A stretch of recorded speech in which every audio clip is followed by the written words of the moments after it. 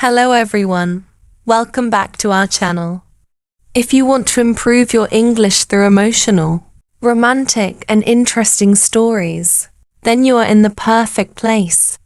Today's story is very special. It is about a girl who went to the beach alone, but that day changed her life forever. So relax, improve your English and enjoy today's emotional love story. Let's begin. The evening sky looked beautiful. Orange sunlight covered the beach, and the sound of the waves made everything peaceful. People were walking near the water. Some were laughing. Some were taking pictures, and some were sitting quietly with their loved ones. But I was alone. My name is Emma, and that day I only wanted peace. I slowly walked across the soft sand while holding my shoes in one hand. The cool wind touched my face gently. Life had become difficult for me recently. I felt tired, confused, and lonely. My friends always talked about relationships and love stories, but I never experienced anything like that. Sometimes I wondered if real love even existed. I sat down near the ocean and looked at the sunset silently. The waves moved slowly toward me again and again. For a moment, I forgot all my problems. Then suddenly, I felt someone standing behind me. At first, I ignored it, but a few seconds later, I heard a deep voice. "Excuse me." I quickly turned around. A tall boy was standing there wearing a black hoodie and blue jeans. His hair moved softly in the wind, and his eyes looked calm but serious. "You dropped this," he said. I looked down and saw my bracelet in his hand. "Oh, thank you," I replied softly. He smiled a little. "You seem lost." His words surprised me. "What do you mean?" "I don't know," he said. "You just look sad." Nobody had ever noticed my sadness so quickly before. I looked away nervously. "Maybe I'm just tired." "Maybe," he replied quietly. For a few seconds, neither of us spoke. Then he sat down beside me. Normally, I hated when strangers sat close to me. But somehow, I didn't feel uncomfortable with him. "My name is Daniel," he said. "I'm Emma. Nice to meet you, Emma." His voice sounded warm and honest. We started talking slowly. At first, the conversation was simple. Favorite foods, movies, music, school life. But little by little, the conversation became deeper. Daniel told me he loved visiting the beach because it helped him think clearly. "It feels peaceful here," he said while looking at the ocean. I nodded. "That's why I come here too." The wind became stronger. My hair moved across my face and I tried to fix it awkwardly. Daniel laughed softly. "You're fighting with the wind." I laughed too. It was the first real smile I had given in many days. And strangely, seeing me smile made him smile too. Time passed quickly. The sky slowly became darker, and the golden sunset turned into soft evening light. I looked at my phone. Almost 2 hours had passed. "Wow," I whispered. "What happened?" Daniel asked. "We've been talking for so long." He smiled. "That's because you're interesting." My cheeks became warm. No boy had ever said something like that to me before. Suddenly, the wind became cold. Without thinking, I crossed my arms to keep warm. Daniel noticed immediately. "Are you cold?" "A little." He quietly removed his hoodie jacket and placed it around my shoulders. "You don't have to. It's okay," he interrupted gently. The hoodie smelled fresh and warm. My heart started beating faster. Why was I feeling so nervous around him? Maybe because his kindness felt real. Not fake. Not forced. Real. We continued walking slowly near the water.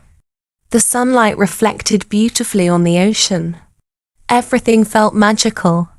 Then suddenly, a large wave moved toward us faster than expected. I stepped back quickly, but I slipped on the wet sand. Before I could fall, Daniel grabbed my hand tightly and pulled me toward him. For 1 second, everything stopped. I was standing extremely close to him, so close that I could hear his breathing. My heart raced wildly. He looked directly into my eyes. And then, without saying a word, he hugged me. I froze completely. My eyes widened in shock. I could feel his heartbeat against mine. The sound of the ocean disappeared around me. For a moment, I didn't know what to do. I was scared, confused, but strangely, I also felt safe. Very safe. Daniel slowly moved back after a few seconds. "I'm sorry," he said nervously. I thought you were going to fall." I looked at him quietly. His face looked nervous now, almost worried, and somehow that made the moment feel even more genuine. "It's okay," I whispered. There was silence between us again, but this silence felt different. It felt emotional, deep, important. Daniel looked down for a second before speaking again. "Can I tell you something honestly?" I nodded slowly. "When I first saw you sitting alone here," he said quietly, "I felt like I already knew you somehow. I didn't know why, but his words touched my heart deeply. No one ever talks to me like this," I admitted softly. "Maybe no one really sees you," he replied. My heart melted after hearing that. For the first time in a long time, I felt understood. We sat together near the water again. The cool wind blew around us softly. I looked at Daniel carefully. There was kindness in his eyes, not arrogance, not fake confidence, just kindness. And maybe that was the reason I trusted him so quickly. "Can I ask you something?" he said. "Sure. Do you believe in destiny?" I smiled slightly. "I don't know. I think I do," he replied while looking at me. "Why?" "Because meeting you today doesn't feel normal." I looked away shyly. My heart was beating faster again. Suddenly my phone rang. It was my mother. "Emma, where are you?" she asked immediately. "At the beach. It's getting late. Come home now." "Okay." I ended the call slowly. "I should leave," I said quietly. Daniel looked disappointed for a moment. Oh, neither of us moved. It felt strange, like neither of us wanted the day to end. Finally, Daniel spoke again. "Wait," I leapt back. "Can I get your number?" For a second, I forgot how to breathe. No boy had ever asked for my number before. I tried to stay calm. "Okay." A bright smile appeared on his face instantly. After saving my number, he looked at me and said softly, "I'm really happy I met you today." I smiled too. "Me too." As I walked away, I turned around one last time. Daniel was still standing there near the ocean, watching me quietly. And somehow, that moment stayed inside my heart forever. That evening, I couldn't stop thinking about him. His smile, his voice, the hug, everything felt unreal. Then suddenly, my phone vibrated. Unknown number. I smiled immediately. I already knew it was him. I opened the message. "Did you reach home safely?" I bit my lip and smiled. "Yes," A few seconds later, another message appeared. Good. I was worried about you. My heart melted instantly. That evening, we talked for hours. About dreams, family, childhood memories, fear, love, everything. Talking to him felt easy, natural, comfortable, and little by little, he became the favorite part of my day.